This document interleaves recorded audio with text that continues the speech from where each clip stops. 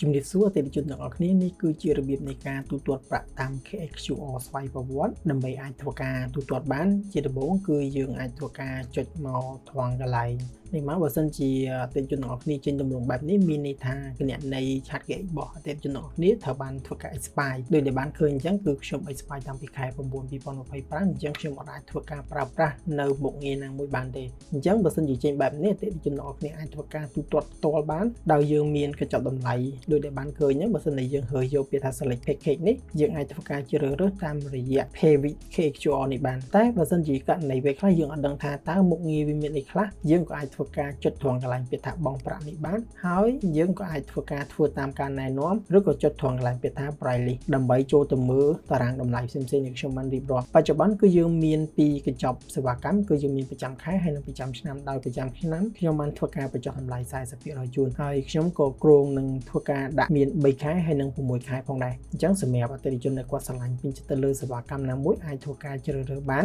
អញ្ចឹងខ្ញុំឧទាហរណ៍ថាខ្ញុំរើសយកនេះភ្ជាប់ឥឡូវនេះលើសេវាកម្ម$15ប្រើបាន3 page អញ្ចឹងខ្ញុំរើសយកអាហ្នឹងមកអញ្ចឹងវានឹងបង្ហាញមកបែបនេះយើងគ្រាន់តែជ្រើសរើសយក pay with KHQR ហើយយើងធ្វើការប្រើជាមួយនឹងធនាគារមួយណាក៏បានដែរឲ្យតែ support ជាមួយនឹង KHQR របស់យើងអាចធ្វើការ scan បានបាទអញ្ចឹងនេះខ្ញុំបានធ្វើការដាក់ scan ហើយអញ្ចឹងនៅពេលដែល scan រួចវានឹងធ្វើការ link redirect បែបនេះបងប្អូនទាំងអស់គ្នាឃើញទេបាទ link redirect បែបនេះអញ្ចឹងវានឹងធ្វើការ start ហើយនឹងរាប់នឹងថ្ងៃ expire របស់យើងអញ្ចឹងបងប្អូនទាំងអស់គ្នាអាចធ្វើការចុចបានធម្មតាឃើញទេប្រើបានធម្មតាក៏ប៉ុន្តែបងប្អូនទាំងអស់គ្នាឆ្ងល់ថាបើប្រើបានធម្មតាហេតុអីបានជាត្រង់កន្លែងនេះឃើញនៅ expire ដែរអញ្ចឹងយើងគ្រាន់តែធ្វើការ log out មកហើយយើង log in ម្ដងទៀតមកគឺត្រង់កន្លែងនេះវានឹងរាប់ឲ្យយើង30ថ្ងៃបន្ថែមឃើញទេបាទអាហ្នឹងគឺករណីនេះគឺវាងាយស្រួលមែនទែនដោយបងប្អូនទាំងអស់គ្នាអត់ចាំបាច់រងចាំការ approve ទេអូខេអញ្ចឹងគឺវាមានតែប៉ុណ្្នឹងឯងហើយបើសិនជាបងប្អូនទាំងអស់គ្នាឃើញថាមានបញ្ហាអីណាមួយអាចធ្វើការចុចត្រង់កន្លែង option នេះ need help អញ្ចឹងមាន supporter